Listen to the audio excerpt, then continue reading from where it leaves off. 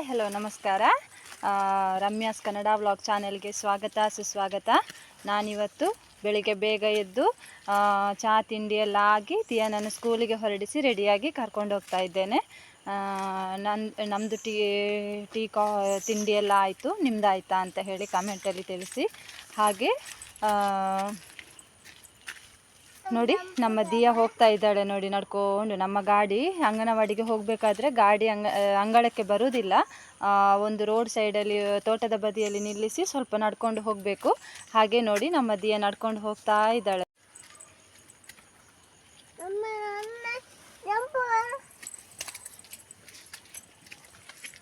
ಬೇಗ ಹೋಗು. ಹಾಯ್ ಮಾಡು ದಿಯಾ, ಹಾಯ್ ಮಾಡು. ಇಲ್ಲಿ ನೋಡು, ಹಾಯ್ ಮಾಡು. ಎಲ್ಲ ಹೇಗಿದ್ದೀರಾ ಕೇಳು. ಇಲ್ಲಿ ನೋಡು ಕೇಳು.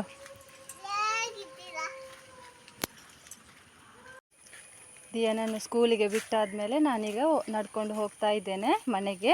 ಇನ್ನು ಮನೆಗೆ ಹೋಗಿ ಮನೆ ಕೆಲಸ ಗುಡಿಸೋದು, ನೆಲ ಒರೆಸೋದು ಎಲ್ಲ ಕೆಲಸ ಆಗಬೇಕಷ್ಟೇ. ಇವತ್ತು ಸ್ವಲ್ಪ ಬಿಸಿಲಿದೆ, ಅಡಿಕೆಗೆ ರೋಗ ಇದೆ ಸ್ವಲ್ಪ ತೋಟದಲ್ಲಿ. ಅಡಿಕೆಗೆ ಮದ್ದು ಬಿಡುವವರು ಬರ್ತೇನೆ ಅಂತ ಹೇಳಿದ್ದಾರೆ. ಮದ್ದು ಬಿಡುವವರು ಬಂದರೆ ನಿಮಗೆ ಆಮೇಲೆ ನಾನು ತೋರಿಸ್ತೇನೆ. ನಮ್ಮ ಮನೆಯಲ್ಲಿ 2 ಬೆಕ್ಕಿನ ಮರಿ ಇದೆ. ಬೆಕ್ಕು ಮರಿ ಇಟ್ಟಾದಮೇಲೆ ಅದರ ತಾಯಿ ಎಲ್ಲಿ ಹೋಗಿದೆ ಏನು ಅಂತ ಗೊತ್ತಿಲ್ಲ. 2 ಮರಿಗಳು ಈಗ ಸ್ವಲ್ಪ ದೊಡ್ಡದಾಗಿದೆ, 2 ತಿಂಗಳಾಯಿತು ಮರಿಗಳು. ನೋಡಿ ಆಟ ಆಡ್ತಾ ಉಂಟು ಮರಿಗಳು. ಬಿಲಿ ಬಿಲಿ ಬಿಲಿ ಬಿಲಿ ಏ ತುಂಬ ಆಟ ಆಡ್ತದೆ ಮರಿಗಳು. 2 ಮರಿಗಳು ಕೂಡ ಹಾಗೆ. ಒಂದು ಕಪ್ಪಿದ್ದಿದೆ, ಒಂದು ಹಳದಿ ಇದೆ, 3 ಇತ್ತು ಒಟ್ಟಿಗೆ. ಅದರ ಅಮ್ಮ ಎಲ್ಲಿ ಹೋಗಿದೆ ಏನು ಎಂತ ಅಂತ ಗೊತ್ತಿಲ್ಲ. ಒಂದು 15 ದಿನ ಆಯಿತು ಅದರ ಅಮ್ಮ ಇಲ್ಲ.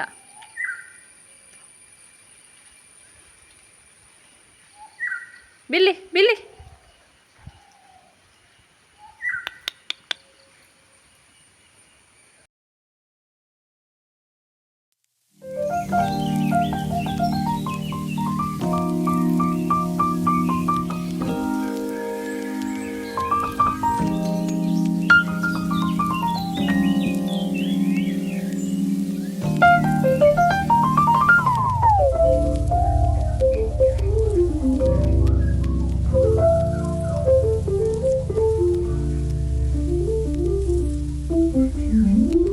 ಈ ವರ್ಷ ಮಳೆ ಜಾಸ್ತಿಯಾಗಿ ತೋಟದಲ್ಲಿದ್ದ ಅಡಿಕೆಗಳಿಗೆಲ್ಲ ರೋಗ ಬಂದಿದೆ ನೋಡಿ. ಎಷ್ಟು ದಿನಾಲು ಒಂದು ಇಷ್ಟು ಅಡಿಕೆಗಳು ಬೀಳ್ತಾ ಇರ್ತದೆ.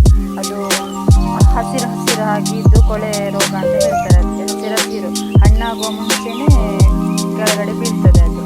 ಅದನ್ನೀಗ ನನಗೆ ಸುಳಿಲಿಕ್ಕೆ ಉಂಟು. ಅದನ್ನೆಲ್ಲ ಬಿಡಿಸಿ ಸುಳಿದು ಹಾಕಿ ಸ್ವಲ್ಪ ಒಣಗಿಸಿ ಅದನ್ನು ಅಂಗಡಿಗೆ ಕೊಡ್ತೇವೆ.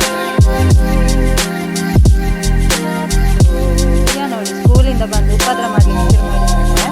ನೋಡಿ ಇಲ್ಲಿ ಎಲ್ಲ ಬಕೆಟಲ್ಲಿ ಬಟ್ಟೆ ಹೋಗಲಿಕ್ಕೆ ಚಪ್ಪಲ್ ತೊಳೆಯೋದು, ಮೈಕೈ ಎಲ್ಲ ಮಾಡ್ತಾರೆ.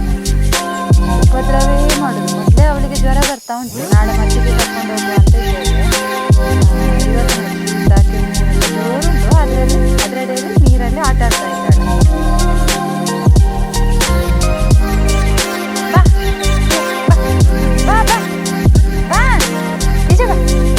ಬೇಗ ಬಾ ಅಮ್ಮ, ಬಾ ಬಾ ಬಾ ಬಾ ಬಾ ಬಾ ದಿಯಾ ಬಾ, ಬೀಳ್ತೆ ನೋಡು, ಬಾ ಬೇಗ.